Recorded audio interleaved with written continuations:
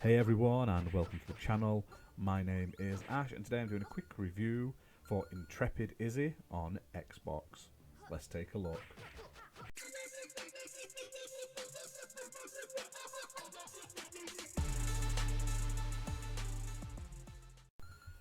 Intrepid Izzy was originally released as a Dreamcast game. Yes, a Dreamcast game. It came out about a year ago and it's now been finally ported over to the Xbox consoles. So this was obviously built around the Dreamcast hardware, sort of harking back to sort of the sort of platforms you used to get on sort of old school consoles.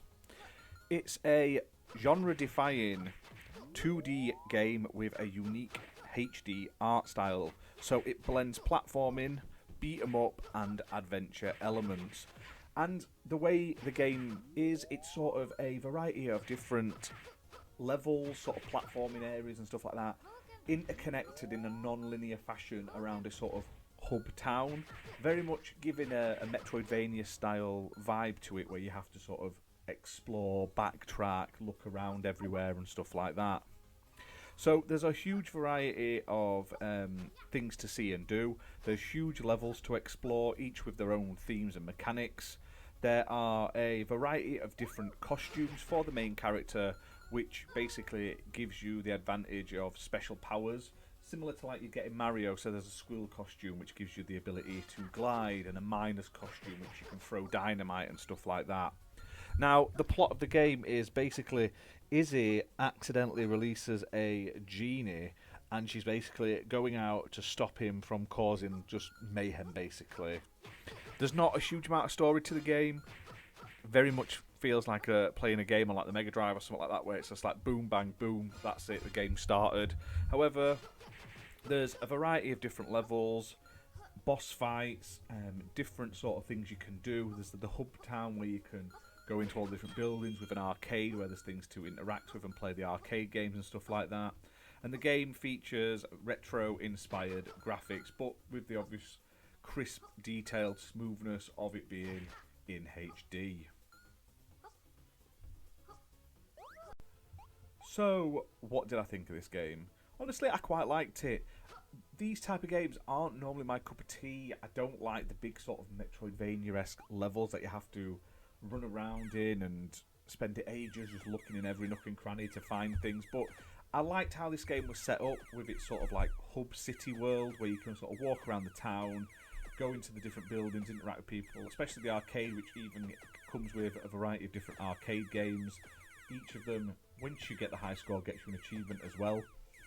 Now, the graphics and the animations are really smooth, and gameplay-wise, it's pretty straightforward. It does get a bit repetitive over the course of the game.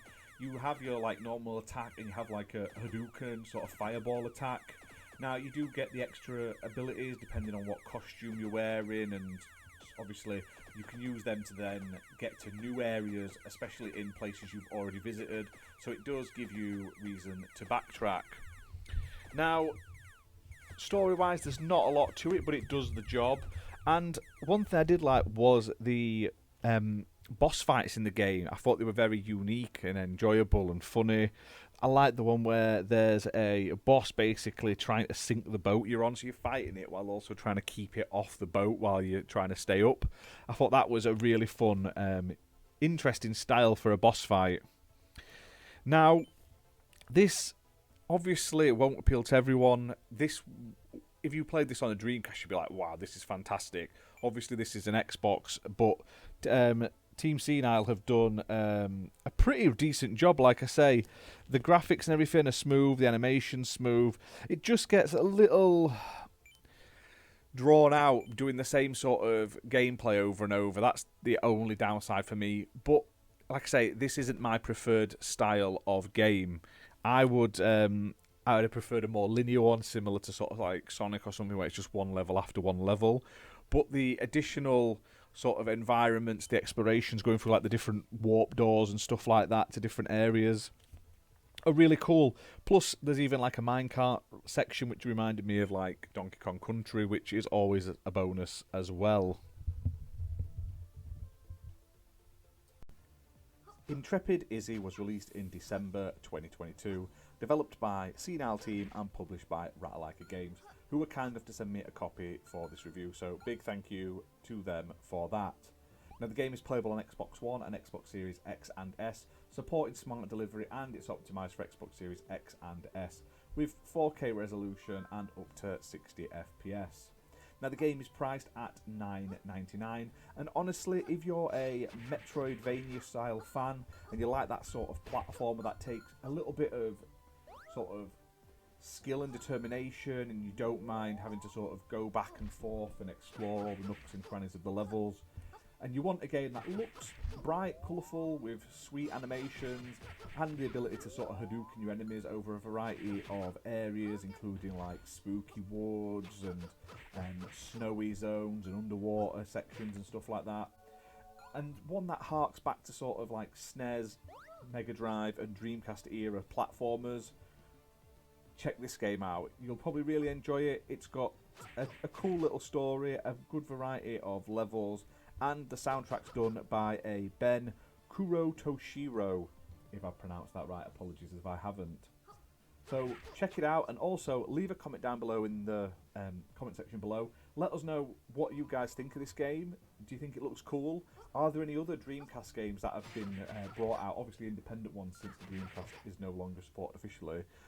Are there any other games that have been released on the Dreamcast that are now out on Xbox? Let us know, because I would love to try them out. But that's it for this video, guys. Hope you've enjoyed it. If you have, hit that like button, hit subscribe, and we'll see you soon for more content. Bye for now.